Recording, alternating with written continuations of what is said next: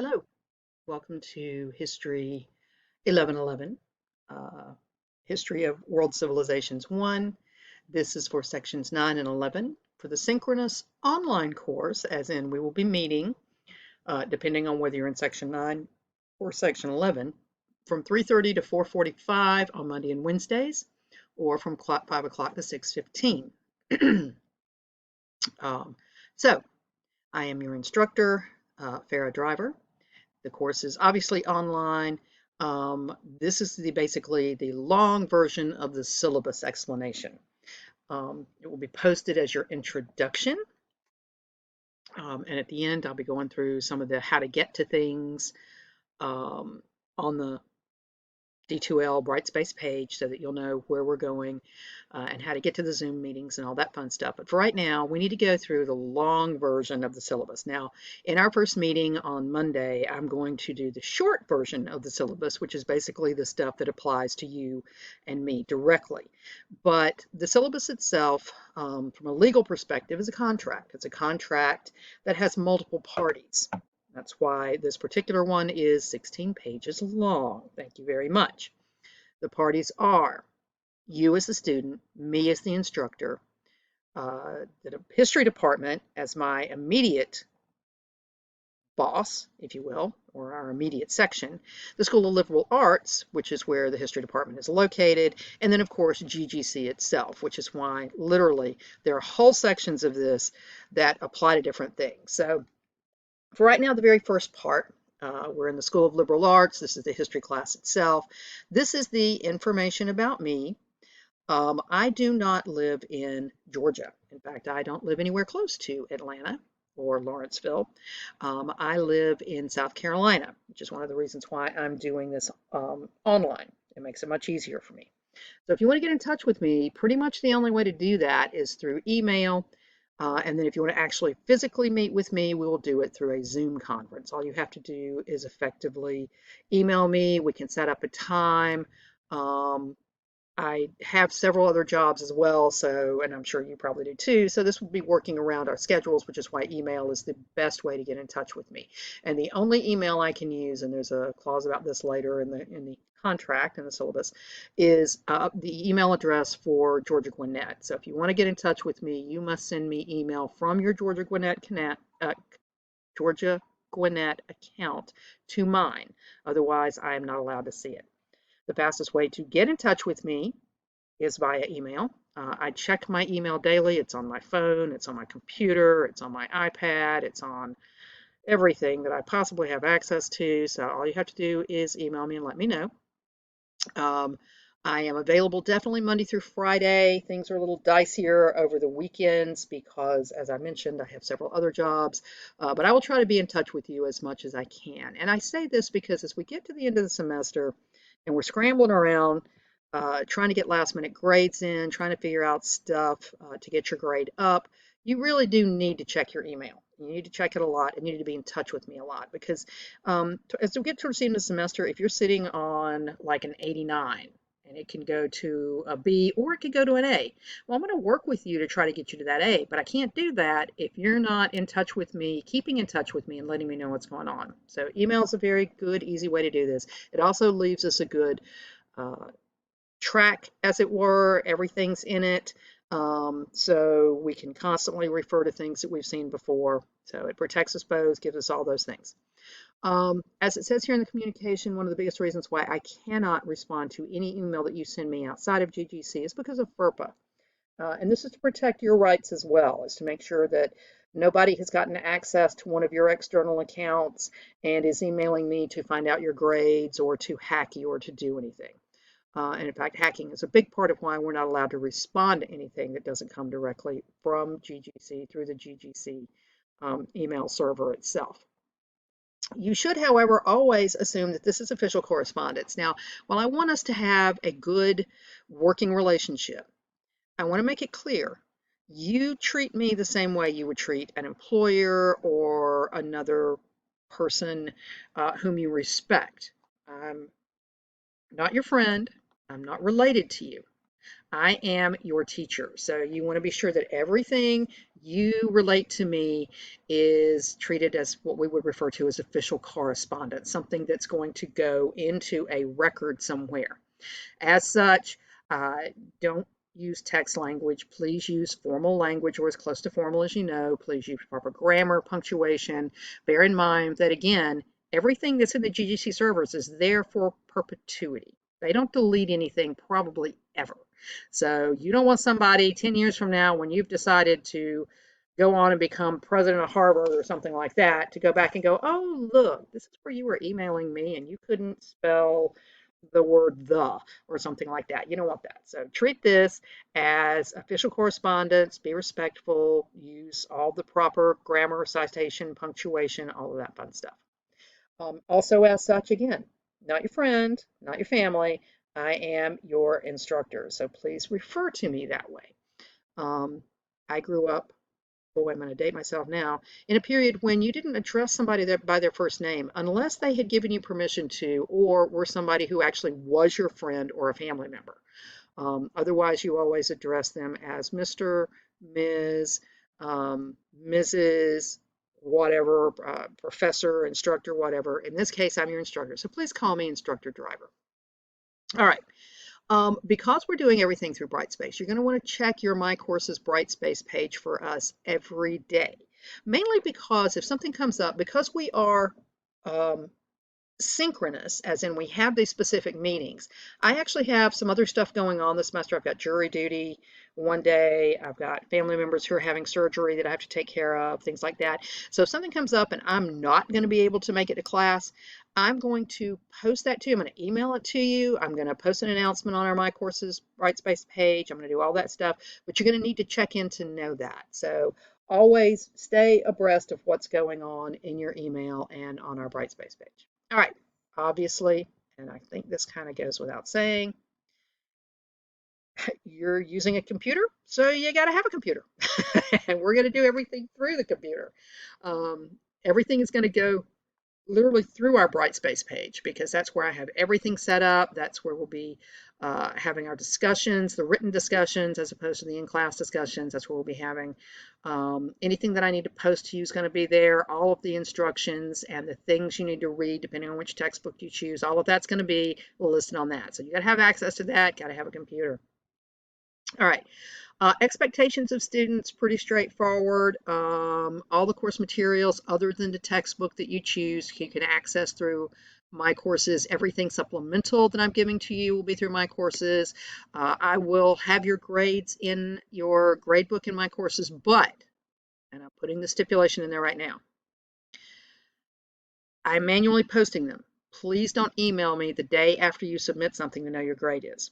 I will be posting those grades as soon as I get everything graded. And the reason for that is I don't grade them one-to-one individually. I grade you, I don't want to say against each other, but I grade everybody's papers, everybody's discussions, everybody's everything before I assign the permanent or the grades that I'm going to record. And the reason for that is because if I'm going through them and I realize that the majority of you are not doing well, that's not necessarily your fault. That's my fault. So I grade on a curve as we're supposed to, which means that if I've gone through and everybody's making C's, then I'm going to take the highest grade and bump it to an A, but that means I'm going to have to adjust everybody else. So I grade in a batch, or I grade in batches, which means I will post the grades and I will release the grades when I am finished with all of them. So please don't start asking me when things are due, when your grade's going to be there. It also means that I have to manually enter your grades for especially the discussions.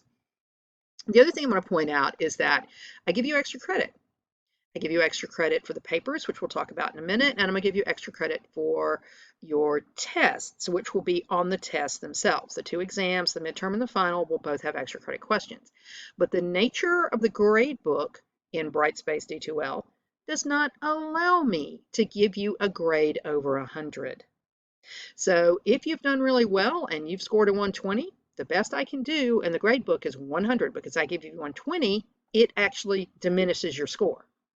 So I keep a separate set of grade books of my own that have your full grades in them. And that's what I actually use at the midterm and at the end of the semester to determine what your actual final grade is. So don't freak out if the grade in your grade book is not the same as the grade that you end up with at the end of the course. It will never be lower than the grade in the D2L grade book, but for some of you, it will definitely be higher. All right. During our online sessions, this is where we come into the expectations of students. During our online sessions, I don't want to hear your cell phone. I don't want to see your cell phone. I'm very stream of consciousness, as you've probably already noticed from the way I'm doing this. While I have this syllabus in front of me with its points, I'm still talking about various and different things. I do the same thing in class. So cell phones, random noises distract me. And in fact, I'm going to warn you now, in the Zoom class, I will actually mute, sorry, all of your speakers when you come into the room. The biggest reason for that is so that you don't distract me from what I'm saying. But it's also so that if there comes a moment where you put your head up or you make a comment in the chat that you have a question, I'll unmute you then and you can do it. But if you've got a cell phone and I hear that, that's going to distract me entirely. So please, no cell phones, or at least nothing that I can hear in the actual classroom meetings on Zoom. All right. Major projects are all due by midnight on the night they're assigned, and for that purpose, we're going to have 4 major papers, the first one due in 3 weeks. I'll talk about that. All of your top posts for your discussions will be due by midnight on Thursdays, with your peer comments, of which you need to make 3 online to your peers, are due by the noon on the following Monday. We'll talk about that in a minute. That's the only one that's not actually a midnight date. So. All right, core impacts. This is the new part of the syllabi and of the structure of what we're supposed to be doing now. This is up through the USG system internally, the University System of Georgia. These refer to core curricula, why you're taking certain courses, and why, when you take that course, what you're supposed to be ready to do, particularly with your career. So the biggest thing that we're trying to get out of you in terms of understanding history comprehensively in this course is this idea that when you walk out of here, you should have some intercultural competence. We obviously will focus a lot on that. The ability to view things from multiple perspectives, and the ability to persuade. And by persuade, what I mean is in the writing of your papers and the writing of your essays, a lot of the questions are going to be opinion-based. Don't take this the wrong way. I don't actually care about your opinion. What I care about is how well you support your opinion with actual historical detail and fact. And that's a big part of what we refer to as the critical thinking component of the course, which is a big part of why it's required. I will talk about that in a different section, and I will definitely talk about that Monday when we get together in our meeting. But in the broader terms, these are the big things for your career-ready competencies that we're looking for. By the time you finish this course, your major learning outcomes should be that you can analyze the complexity of human behavior. So if you're going into psychology or social sciences or anything like that, this will help you with that. You should also be able to tell how historical, economic, political, social, or geographic relationships develop, persist, and or change, especially since even though we're talking about the vast majority of human history in this course, all the way up to effectively 500 or the 1500s, the last 500 years, the core foundations to still a lot of how societies behave are rooted in this long-term structure of human society. So we'll be talking a lot about that. All right, so our class details again. This is World Civ 1, sections 9 and 11, synchronous online, 3 credit hours. Our online Zoom meeting, section 9, is from 3:30 to 4:45 on Monday and Wednesday. Section 11 is from 5 to 6:15 on Monday and Wednesday, right? It will be online via Zoom. The Zoom tab should be found in your My Courses Brightspace webpage, but I'll also be emailing you the link to it as well. All right. Video conferencing sessions, we will be recording them. So if for some reason you can't make one of the meetings, you can refer to it later. The only thing is you can't get the extra points for class participation or for attendance. So most of them will be recorded. I have it set to do that. The only time that'll be something will change is if we don't have a meeting. Your tests will be online though, because the whole class is online. Therefore, you definitely need to download and become familiar with Now. Lockdown browser, And that's Respondus Lockdown Browser, Respondus Monitor. You'll need to have a webcam for the online exams. This can be either one that is built into your computer or one that you attach with a USB, but you have to have something that will allow the recording of you taking the test so that I can make sure you're not cheating, right? The video of the room scan, I'll be the only one who can see it, or if there's a problem, maybe the IT staff and administrators, but mostly me. I encourage you to watch those initial videos and to go ahead as early as possible and download the browser and the monitor so that you can check and make sure they work. The last thing you want to do is wait until the day before the exam is due and you haven't done that and you get into it and you discover it doesn't work. That's at least once a semester I get someone who sends me an email that says, I can't get into the exam because of blah, blah, blah. And I'm like, okay, well, if you had done this earlier, then we'd have time to get in touch with IT and figure it out. But I can't accept your exam if you haven't done this. So please, please start this early. And thus, if you have problems, you can talk to IT and sort it out early on. If you are concerned for any reason about privacy, about having to record the space that you're in, there are other places you can do it. You can let me know. We can find a place on campus. The Kaufman Library has study rooms that you can use. You can use any of the labs over there. The only problem with those is that they can sometimes be noisy. But certainly study rooms are available.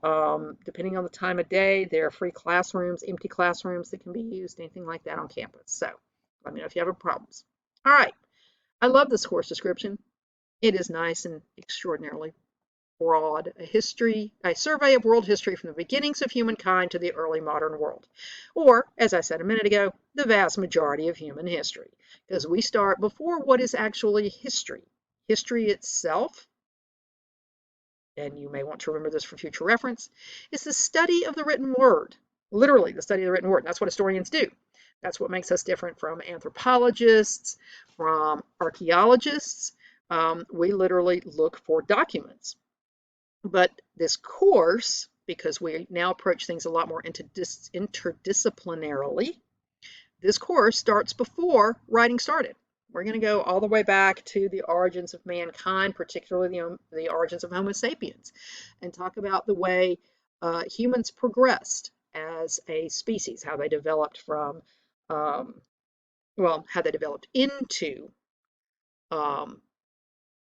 animals with the ability to think. And that's literally the defining point between Homo sapiens and pretty much most of the other species that came before. And we'll talk about that literally in this very first week. But we start that early, and then we come all the way up to what is referred to as the early modern world, which is approximately 1500. Most historians term the beginnings of the modern world as starting with the inclusion of the Western Hemisphere into the great trading networks of the rest of the world. And we will actually, my hope is we'll actually get to the 1600s, because I think that century between 1500 and 1600 is pretty crucial to understanding how civilizations arrived there. We're going to try to get at that point. But that's literally the target point for most of this course, is that period literally from prehistory up to the 15 to 1600s. All right. According to the current catalog, there are no prereqs for this course, but I am going to forewarn you. We're going to do a lot of reading and a lot of writing. So if you're not familiar or comfortable with reading English, I would encourage you to get that way pretty quickly, because we are going to do a lot of both of those things. All right, your course resources. Now, you will see here that I have listed 5 textbooks. Please notice the first sentence. One of the following history of world civilizations. One of them, not all 5. Not all 5, just one. If you go over to the GGC bookstore to buy one, they're going to sell you Ways of the World, because that's the one that they tend to stock. That's the one they have the best deal with from the publisher. It does not, unfortunately, the one they have is the brief edition, which does not have sources in it. I want you to have one with sources. Now, I can't require you to, but I encourage you to have one with sources, primarily because that gives you more options for the primary source analysis papers that you're going to be writing. Because what with sources means is with primary sources. What that also means is at the end of each chapter, there's going to be 5 or 6 pages, depending on whether you choose Patterns of World History, Ways of the World, whichever one of those you choose that has sources with it. There's going to be 5 or 6 pages at the end of each chapter that are just excerpts from primary sources, which is great because then you can use them in your primary source papers if you want to. Otherwise, you are at the whim of the internet to find sources. So this is, again, is entirely up to you. Ways of the World is the one that's going to be at GGC. Patterns of World History with sources by von Sivers, etc. et al. This is the one that's actually my favorite one. I prefer Patterns of World History. I think it's a wonderful book. It's got a lot of information. The Bentley book, Traditions and Encounters with Sources, is also very good. There are, however, for those of you who are like myself poor, there are 2 free online books. The Cordis book, World History Volume 1 at OpenStax, or the Berger World History at ALG. Either one of those you are also welcome to use, but those 2 do not have sources with them. They don't have primary sources in them, so I'm just telling you that now. You only have to have one of these 5. Again, and certainly at the beginning of the course, right, for this first couple of weeks, if you're ordering an inexpensive textbook online from Amazon or whatever, until that book arrives, you can use the Cordis or the Berger. Please do not come back to me and say, I don't have a world history textbook, because I've just given you 2 of them that are free and available right this minute. So, no, you have a textbook. It's just a matter of which one you prefer to use. I'm also going to show you this little trick right here. You see this thing? This thing called an ISBN 13. ISBN stands for International Standard Book Number. It is unique to that book, which means when you go to Amazon to search, if you enter that 13-digit key starting with 978, it's going to pull up exactly the book that you want. Please do not come to me and say, is this the book I want? Look at the ISBN. If you're picking one of these with the ISBN, enter that ISBN in your search engine, it'll pop it up. That's the one you want. Almost all of these are available used at this point in time. The Ways of the World Volume 1 is from 2022, so it's been used for over 2 years now.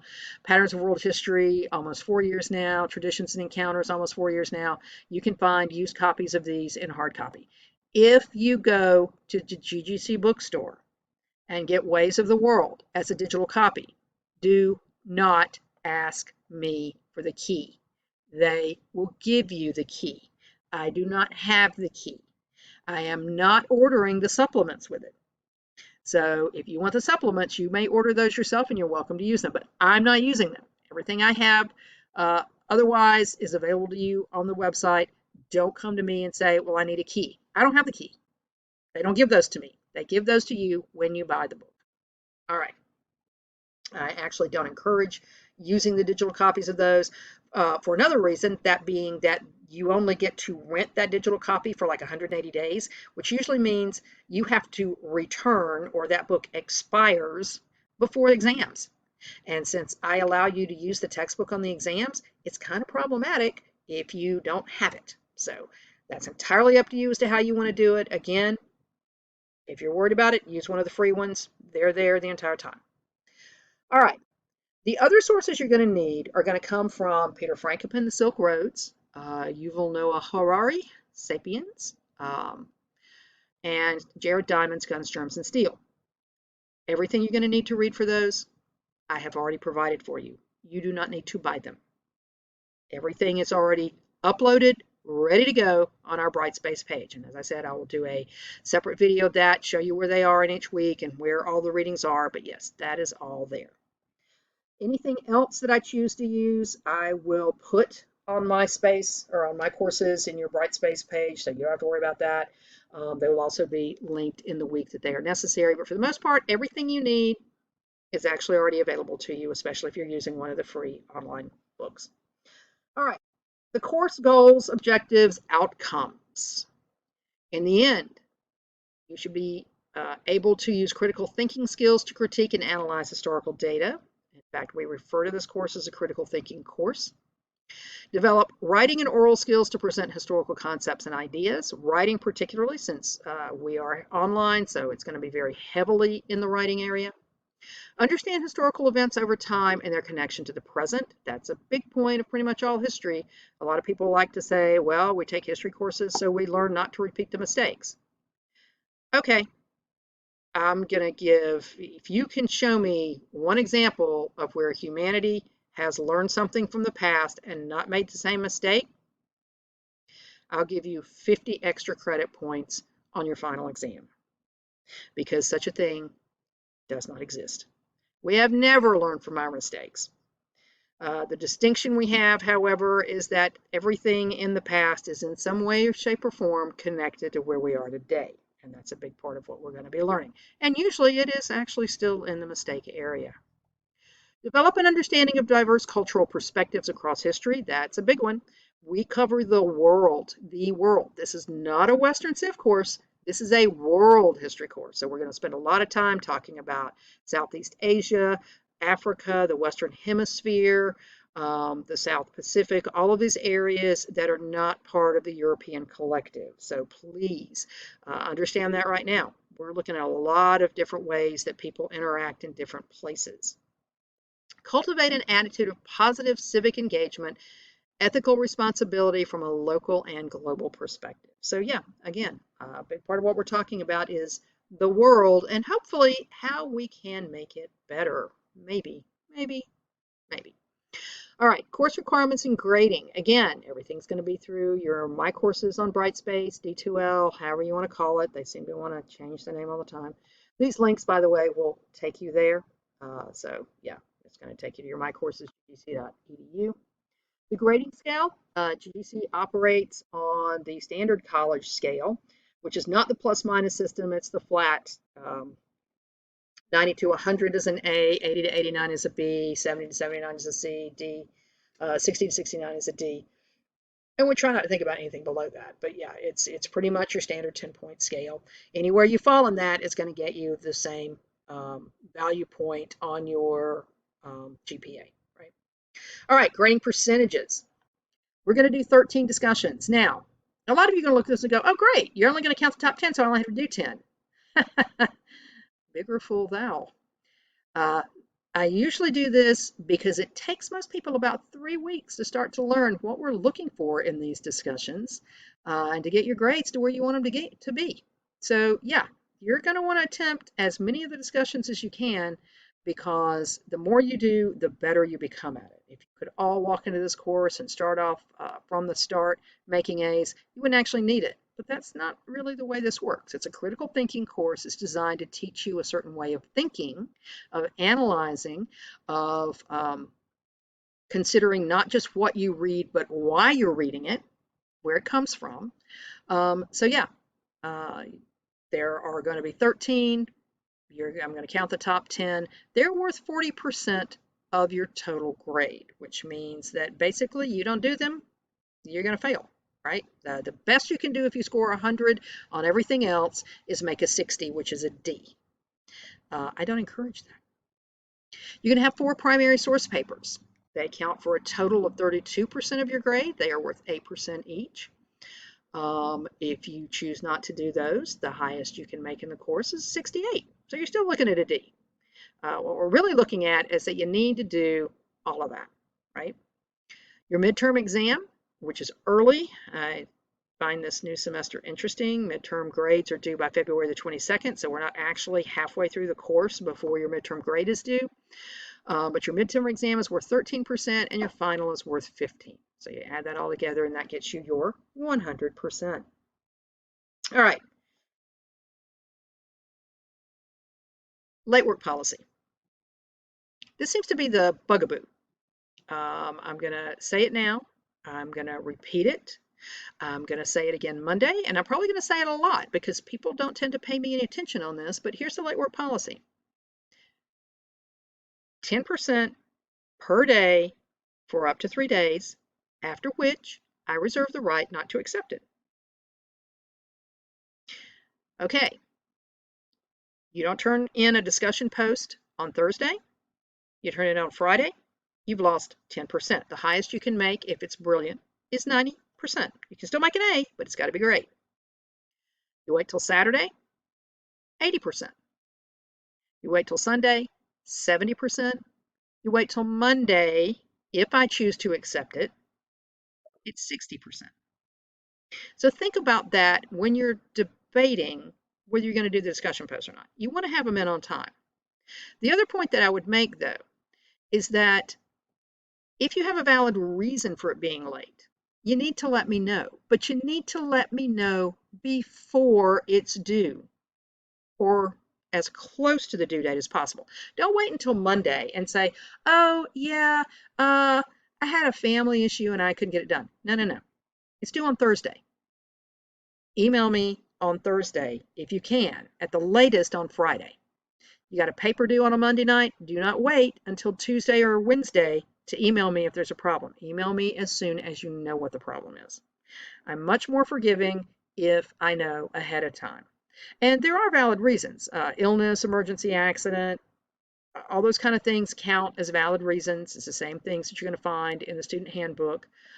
Any of those things, all you've got to do is let me know, but let me know before it's due. Certainly do not wait 2 weeks to say, oh, I was sick. No, that doesn't, you're done. Don't even. Let me know as soon as you know. All right, assessment tools. As I said, we're going to have these 4 things. We're going to have the discussions, the primary sources, the midterm, and the final. The discussions are pretty straight up. I'm going to ask you a question. You're going to use all of the sources that are required for that week, which is going to be the textbook and then whatever secondary readings there are, plus an alternate source, a multimedia source, as it's called. It can be a video, it can be an online article, it can be an essay that you found in JSTOR or some other academic database. It can be anything that you find that you want to use to complement your work. So you're going to have a mandatory list of 3 sources that you need to use in your discussions. Your textbook, whichever one you choose, whatever the required reading is for that week, and then the multimedia source that you choose. You're going to use all of those to write your discussion post, your top post, which is going to be due by Thursday night at midnight. And then over the course of Thursday through Monday at noon, you need to respond to 3 different classmates, 3 of your peers. Now, I'm going to respond to all of you. So one of your responses can be a response to me, because my whole thing is I'm going to read your post. I'm going to write something that's either going to be a question asking you to flesh out some of the details in your top post. I usually do this to try to help you get more of the things in it that I don't see you addressing in your top post. Or it might be because I'm interested in whatever your multimedia source is, or I'm interested in some of your points about what you've said from the textbook or from the other source. So if you respond to me, that counts as one of your peer responses. You don't have to do an extra one because you've responded to me as well. But you need to do them on 3 different days. Now, if you post on Thursday, then you can respond to one of your peers on Thursday, which means that if you find this weekend to be sacred and you're not going to do any work on the weekend, or if you have to work on the weekend, or you've got other things going on, you can still do 3 peer comments. You can do one on Thursday, one on Friday, and one on Monday, just so as you do it Monday morning before noon, because since our classes meet Monday afternoon, the discussion boards will close at noon, so I can review them, right? All right. There will be 4 primary source papers, like I said, the first one of which is going to be due in week 3. They also have specific questions and specific issues. They are due pretty much every 3rd week. Each one is worth 8% for a total of 32% of your final grade. For your first one, I've actually provided you with a list of primary sources. You only have to pick 3 of the 9 that I've provided. But for papers 2 through 4, you have to find your own sources, which is why it's important, if you can do it, to get one of those books that has sources in it. That makes it much easier. Your midterm, it's a time test. You'll have 2 hours for it. You'll be using Respondus Lockdown Browser. You'll also be using the monitor so that I can view you if I need to, if I'm worried about where you're getting your information.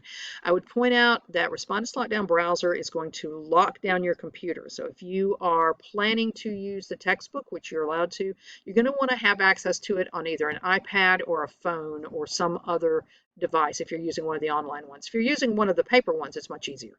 If you're using an online source, you want to have access to it in an alternate digital platform. All right.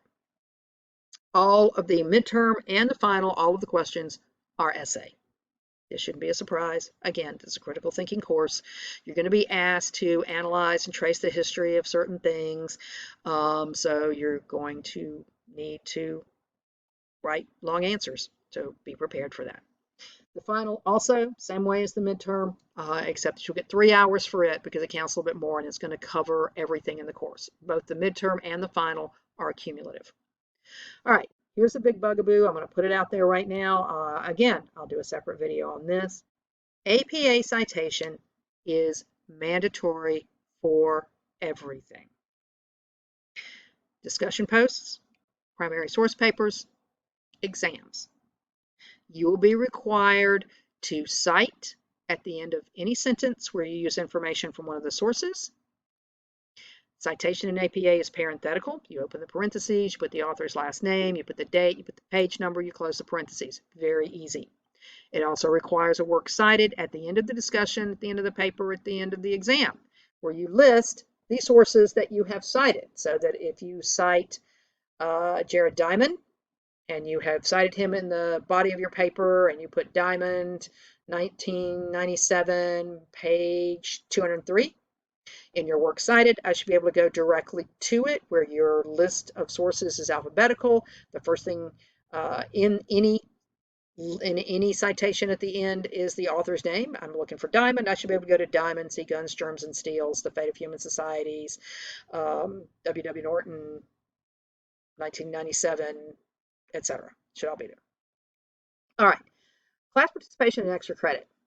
As this is synchronous and we will be in every class, I'm going to give you a little quiz of some sort on the material that you should have covered before coming in. It'll be short, 2 or 3 questions, usually multiple choice. The goal with this is to make sure you're keeping up with the reading, but also to give you points for actually understanding the readings, paying attention to them, knowing what's going on. So all of the little points that you acquire from your class participation grade will go into an extra credit kitty, as I call it, an extra credit account in your name. And at the end of the semester, I will take those points and I will add them to your lowest paper grade. Your lowest paper grade. So this is good.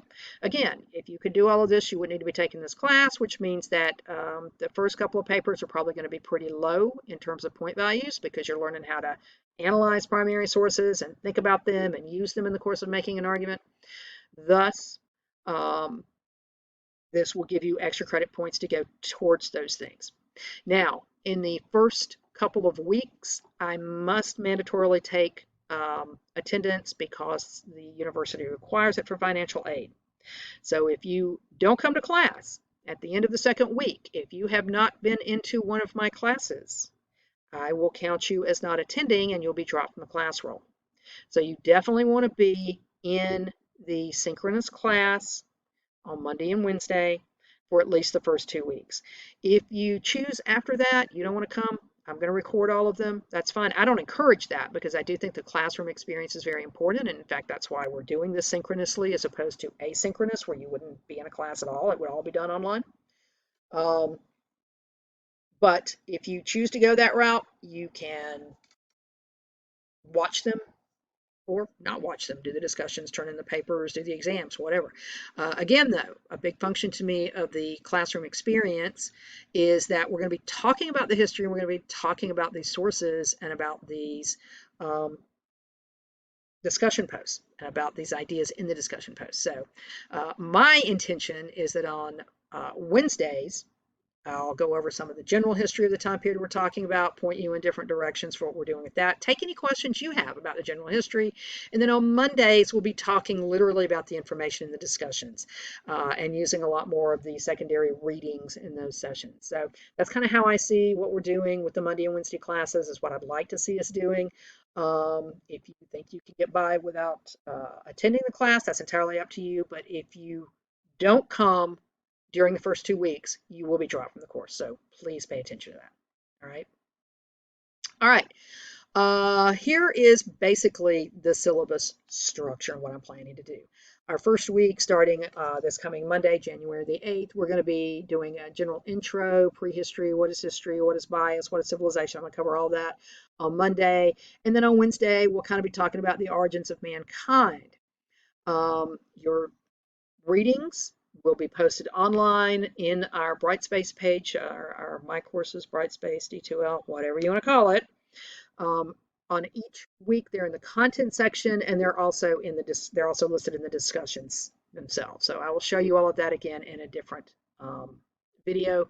But for right now, all of that is online. Over here in this column, though, here are your deadlines, and I've put all of these in the calendar. Now I'm going to point out the calendar is going to tell you that the discussions close on Monday, because they do. But that's because you have those 3 peer comments due between Thursday and Monday. Your top post is due by Thursday at midnight. Your peer comments are due by noon on Monday. Right? All right, on the 29th of January, your first primary source analysis is due. Right? Because of the weirdness, how we're doing this, in week 6, you have to have your midterm, which again, not middle of the course, and especially since this semester seems to be really long to me. But you have, by Sunday the 18th of February, you need to get that midterm into me. Again, I'm not all that about it, because really it's only like 5 weeks of content you've got, kind of 6, but not quite, because we won't be through with that week until Monday. But yeah, so your midterm due by Sunday, February the 18th.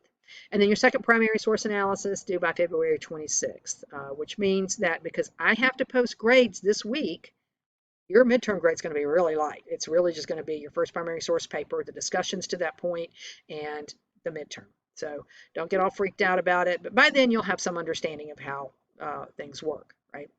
All right, spring break, March 3rd through the 10th. Your third primary source analysis due March the 18th. The fourth one, April the 8th. And then we've got another several weeks before we get to final exams, which will be April the 30th.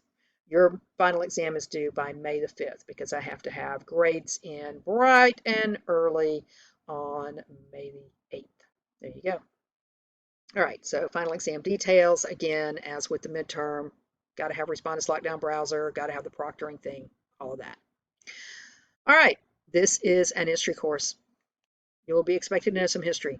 Can't get around it, can't get out of it. You're going to have to know some stuff. We're going to be talking a lot about broad ideas, but you got to have historical examples to support them. So reading the text, understanding them is required to pass the course. Important dates, again, our classes start on Monday. The drop add period ends on the 14th. So you effectively have from Monday through the following Sunday to drop add. After that, January the 15th, Martin Luther King Day, we have no classes. I'll be doing some stuff around that to try to help you get through what we're closing out with the first week's discussion. February 22nd, midterm grades due, like I said, really not halfway through the course. But the 28th will be the last day to drop with a W. If you don't know what a W is, that basically means you get to withdraw from the course without it being a recorded grade. Now, on your transcript, it will show that you attempted that. And most colleges only allow you so many attempts at a particular course. So you really don't, and some colleges only allow you so many W's over all your courses. So you don't want to do that unless you absolutely have to. Spring break again, March the 3rd through the 10th. The last day of class is April the 29th, and it's also the very last day to withdraw. Now, that withdrawal will show up as a WF, and it will be on your transcript. It doesn't count as much, or it doesn't not count as much as an F, but it still shows that you withdrew with a failing grade, right? April 30th through the 6th final exams, ours is due by May the 5th, right? End of semester grades due on May the 8th because commencement is on May the 9th, and then the overall grades will be in Banner on May the 13th.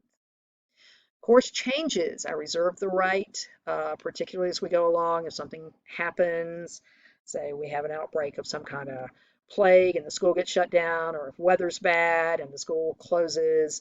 If that happens, it's my understanding that we also don't do the online courses. So with that in mind, if things happen, I reserve the right to adjust the syllabus or assignments or whatever accordingly, right? Okay, so that basically covers a lot of where we are. This is the School of Liberal Arts stuff. This is basically what you're supposed to be doing in this course through the School of Liberal Arts. This is the liberal arts vision statement, the idea that we are to provide an innovative, multidisciplinary, student-centered, flexible curriculum that prepares the student for further study or work in a global economy. And that's very much what we focus on, which is why the world history course particularly is interesting, because it's all about the development of world connectivity and world economics. The school seeks to develop the students' learning through faculty engagement in cross-disciplinary teaching, which you will see, as I said, we're doing a lot of stuff that's not just history. We're going to do some archaeology and some anthropology, especially right here in the first third of the semester. Research, which we do a lot of, and service with a flexible curriculum that responds to increased globalization. And that's a lot of what we talk about, the pros and the cons therein. All right, integrated educational experience goals. I have highlighted the things that hopefully you will come out of this course with a focus on. The ability to clearly communicate ideas in written and oral form, particularly written. Demonstrate creativity and critical thinking in inter and multidisciplinary contexts. Definitely doing that.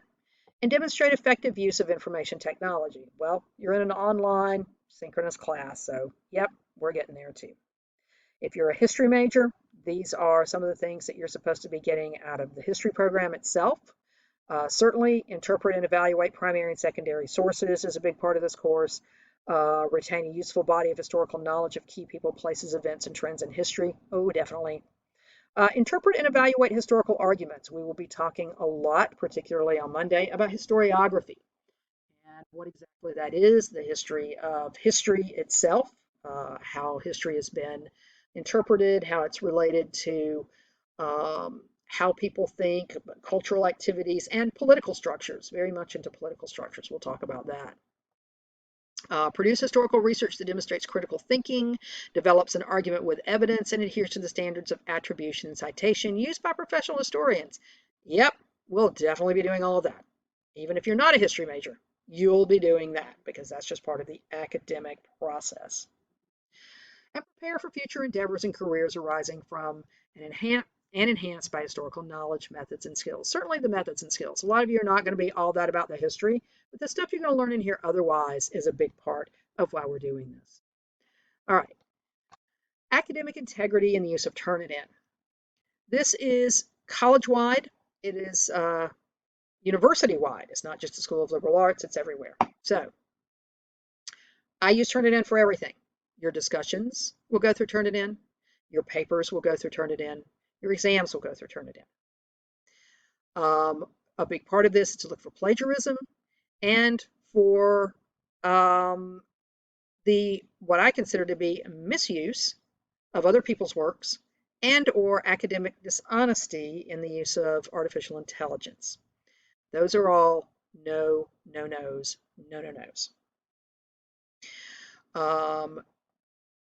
I encourage you to do all of your own work. Please do not go to Course Hero. Please do not go to places where you can buy copies of papers that students have used before, any of these classes. Please don't use AI. All of these things now show up in Turnitin reports, and I am very skeptical. I've had too many students attempt to pass things off that were not their own work, and I take it as a personal insult. So please don't do that. I would rather you make an honest D than a dishonest F. Because an honest D we can work with, a dishonest F, once you've broken my trust, we're done forever. So don't do that. I have zero tolerance for plagiarism, for cheating in any form. Your work must be your own. Again, citations in APA. You must cite if you use a direct quote or even a partial quote. If you're just taking part of a sentence, but it belongs to somebody else, you got to put it in quotation marks, and then you must cite at the end of that sentence. It's not enough to cite. You've got to have those quotation marks because they tell me, and Turnitin will tell me, that that is someone else's exact words. So quotations serve the purpose, quotation marks serve the purpose of letting your reader know that these were literally someone else's exact words, right? If you take an idea or you take information from a source, even if you put it in your own words, you must still cite it because it's not your original knowledge or your original uh, idea. You got to give credit to the person who came up with it. And you must have a reference or works cited page at the end. Oh, and also if something's not common knowledge. Now, this is kind of a weird little thing. I'm going to write a lot of stuff for you in this class. I'm going to ask you a lot of questions. I'm going to make a lot of observations. I'm going to put a lot of history and context for you. If I were doing this for other historians, I wouldn't have to cite it because we would all know it, right? We're historians. That's what we do professionally, right? But since I'm doing it for you and it's not common knowledge for you, I'll have to cite it. As I explained to someone recently, one of the biggest annoyances to me is that anytime I write something for students, I have to literally go back to the textbook and find where it was. Not because I don't know it, but because I have to show you where it came from. I have to support my own knowledge with backup from somebody else because it's not common knowledge to you. So you have to consider the same thing. If you were to go to your friend and say, let's say your roommate or your boyfriend, your girlfriend, your whatever, you go to them and you say, hey, do you know when the Declaration of Independence was written? Most people know that it was 1776. Not all, but most people in American society know this. Thus, you don't have to cite that. That's what we call common knowledge. If, however, I were to ask you, oh, I don't know, when the Battle of New Orleans was fought in the war between Britain and the United States in the early 1800s, the vast majority of you would not be able to say 1815. So if you were using the date 1815, you would have to cite it. That is not common knowledge. Again, it is for those of us who teach history, but it is not for the average person on the street. Thus, you must look at your audience, and even though your audience is me, you're assuming, well, actually, it's not me. For your discussions, your audience is other students. So you must definitely cite anything that's considered to be not common knowledge, right? All right, so examples of plagiarism, and these can be intentional or unintentional, but I'm putting you on notice now because I'm listing these for you that I don't accept at this point unintentionality because you now know these are times you must cite. You must cite if you're directly quoting someone, and you must use quotation marks. You must be careful about overusing quotations in a written work. That's not actually your work then. You're just putting together a series of quotations and using that to explain something. No, that's a form of plagiarism. That's not giving me any context or continuity for it. It's not putting any of your original thought in there. You must use citation if you're paraphrasing somebody else's ideas again or their information. And again, if you're using historical information out of the textbook, you got to cite it because it's not common knowledge, right? Submitting assignments and other work that are not your own. That's definitely plagiarism and it's cheating and it's a big no-no and a big F. Citing primary and secondary sources incorrectly. And what I mean by that, to me, it's more important in this course that you know when to cite. I'm not going to be a stickler about you knowing exactly where every period has to be in a citation or every comma or that. What that actually means is if you go to Wikipedia, which you should not do because it's not a valid academic source, and you know that I tell you no Wikipedia, but you go to Wikipedia and you use information from Wikipedia, but you decide to pretend like it's not Wikipedia, so you cite it from Encyclopedia Britannica because that is a valid academic source. No. That's cheating. That's an incorrect citation. That's a lie. You didn't get that information from Encyclopedia Britannica. You got it from Wikipedia. That's academic dishonesty, so we don't do that. Other examples, knowingly performing, attempting to perform, assisting another in performing, or failing to report an act of academic dishonesty. There you go. If you know that one of your classmates is cheating and you don't let me know, that's actually a problem for you too. So don't do that. If you go somewhere and you post your paper for other people to use, that's academic dishonesty. If you sell your paper to Course Hero, that's academic dishonesty because you are allowing other people to perform academic dishonesty by doing that. So don't do it. Directly quoting or paraphrasing another's words without appropriate citation and punctuation, again, quotation marks. Overusing quotations in a written work. Using unauthorized materials during an exam. Okay, on your exams, I'm going to allow you to use your textbook and to use the sources I provided for you. But that is all. You are not allowed to go off the reservation to another website and get information. You're not allowed to go anywhere else and use anybody else's answers. You are only allowed to use the materials that I have provided for you. Submitting a single assignment for multiple courses without the instructor's knowledge or permission. This is called recycling, and you're not supposed to do it. I don't think, unless you've attempted to take this course with me before and you started it and then you withdrew by the W day, if you come to me and say, can I use the things that I've used before, I will probably let you do that, even though what I'll say to you is, well, if I graded it and made comments, I advise you to revise it because you don't want the same grade you got last time. And it's going to show me if you submit it exactly as is, it's going to match almost 100% on Turnitin, so you really don't want to do that. But if you have done that, come to me and ask me if you've ever had it out anywhere else or use something that you've ever had out anywhere else and it's been through Turnitin, it's going to come back to me and show me that. So you want to ask me that before you do it, right? Submitting assignments as one's own when they are not, including writing produced wholly or in significant part by ChatGPT or other AI, something written by a peer, family member, or paid writer, or something copied from another source. Yep, that's cheating. Totally 100% cheating. Misrepresenting or falsifying material, that's a big no-no. Misrepresenting circumstances such as illness, coming to me saying, oh, I'm really sick, when in actuality you were just lazy or gotten drunk and didn't want to do the work or I don't know, whatever. Don't do that. Be as honest with me as you can. I'll be as honest with you. And I'm much more tolerant if you're honest with me, right? Student resources. Academic Enhancement Center. It's a great place. I encourage you to use it. They've got lots of really wonderful things over there that will help you, Grammarly, things like that. Go talk to them. They're great. Counseling and Psychological Service. This is also a very wonderful place. Safe, secure, and confidential if you need help. If you are like I am, working multiple jobs, trying to go to school, have family you have to take care of, yeah, sometimes it's good to have somebody you can talk to who is unobjective, somebody who can help you get your head in a better space. So yeah, that's a really great organization.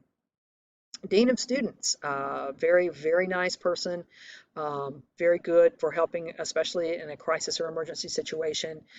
By all means, please feel free to get in touch with them if there is something that happens and you need help. They're always a good place to start. Disability services, definitely. Since this is an online course, for the most part, we're trying to make sure that everything operates as it should, especially with the ability to hear and read on the website and so forth and through these videos. So yeah, contact them if you need help with anything. The library itself, like I said, wonderful, wonderful place. Lots of ebooks and e-journals that you can use, lots of databases that you can use to search for primary source material, research and course guides, excellent things, definitely good places to go look for primary sources. They also have the online reservation system, as I said, for the reading rooms, which are the quiet reading room on the third floor, but also the study areas. So definitely a good place to go to. All right, again, academic integrity. We've just been through all this, but this is basically telling you that the student honor code is that we will not lie, steal, or cheat, nor tolerate the actions of those who do. And this is pretty straightforward and very beneficial. I encourage you to bear that in mind by attending the school. You've basically agreed to that contractual obligation. Academic integrity, we're very high on that. I'm very high on that. No academic dishonesty. If you suspect it, please let me know. Academic dishonesty does carry a severe penalty, starting with a 0 on the assignment that you turn in where I discover that. From there, the second time it happens, I can, and I will actually, get in touch with faculty adjudication about it. The Office of Student Integrity, I will report you. It then becomes part of their thing. I can then remove you from the class, and they will determine whether or not you should be removed from the school. We take academic integrity very seriously.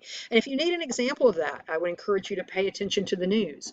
The president of Harvard recently resigned because of a plagiarism issue. And in this particular case, it was a lack of enough citation in previously published works and sloppy citation, not using quotation marks where she needed to in many things, not putting full quotations together, not accurately citing. So yeah, we take academic integrity very seriously in the academic world. And if you may not have a lot of respect for academia, but you need to have respect for the fact that this can follow you into your professional career. Even if you're not in academia, there are other instances. Journalists often censured for bad writing, for plagiarism, for taking from other journalists when they should not be. Um, Other areas include human resources, places where any profession, where a medical profession, anywhere that you have to write reports or you're responsible for information, doing it accurately, giving credit where it's due, referencing where it's due is very important. So even if you don't want to think about it in terms of academia, think about it in terms of what your future holds in the other jobs you might be going into. Again, academic respect, the classroom environment, and with these discussions, we're going to hit upon times where you're not going to agree with your fellow students. And that's okay. You don't have to. Again, I'm not concerned. I mean, I'm concerned about your opinion, but I'm not grading you on your opinion. And your fellow students aren't going to be grading you on that. What we're looking for is how well you support your opinion. So please be respectful of your fellow students, be respectful of me. Again, you don't have to like me, but you do have to respect me in the sense that I am the person teaching you and the person giving you a grade ultimately. But also be respectful of your fellow students. Again, a big part of what we're trying to do here is understand diverse perspectives, right? So even if you don't agree with them, give it a minute to listen to, right? The ADA, Americans with Disability Act, again, Office of Disability Services, a very wonderful place to go if you have any kind of physical or other disabilities. Go talk to them about getting help as needed. Attendance policy, again, because you have chosen to take a synchronous class, I assume that you want FaceTime with me. You want the ability to interact with me. So with that in mind, it's probably a good idea for you to be in class. There are things I'm going to say in class that unless you are there for them, you're not going to have access to. I mean, granted, you can watch the videos, but it's not the same thing as being able to stop me in the middle of class and actually ask me a question about something. And everything we say in the classroom is fair game for the exams and for the discussion. So yeah, be sure to keep up with all of that. If you have a reason for being out of class, like I said, you can watch them, but you're not going to get the extra credit points or the class participation points. So bear that in mind, right? All right. COVID-19 statement. Yep, it's back. I assume some of you probably experienced it over the holiday. I know we've had it here in the upstate of South Carolina. It's pretty nasty, so is RSV. This is actually not so significant for us since our class is online, but if you are on campus at any point in time, please be sure that if you have symptoms of either the cold, flu, COVID-19, or RSV, not to go into places where you can spread it. Especially if you're still contagious, please be aware of other people and how it can impact them. We have staff and faculty on campus who are immunocompromised. We have other students who are immunocompromised. And I mean, think about it for yourself. You probably have parents or grandparents whose immune systems are weakened. You wouldn't take it to them. If you wouldn't take it to them, please don't take it to other people either, right? All right, equal opportunity and affirmative action. We want to give equal access across the board to everybody, regardless of any of the various qualities you may have, race, gender identity, genetic information, disability, ethnic or national origin, any of these things, we don't look at that. We only look at your capability and intellectual abilities in the course. So these are people you can talk to if you need help or if you feel like you're having problems. Again, Title IX office, disability services, etc. The Grizzly Care Team, another good place to go if you're having any kind of problems. Um, just like the um, counseling services, really good people. Safety and security, I definitely, if you are on campus or if you are around Lawrenceville, I encourage you to download the rave alert text notification. Very good. In the past couple of years, we've had more and more incidents of things going on around campus that they've had to lock campus down for. The best way to find out about that is through the rave alert system. You can also get the LiveSafe app for your iPhone or Android. The active shooter video is actually really good. I encourage you to watch it not just for GGC, but just for being out anywhere, especially for those of you who are living around Atlanta and the big city environs.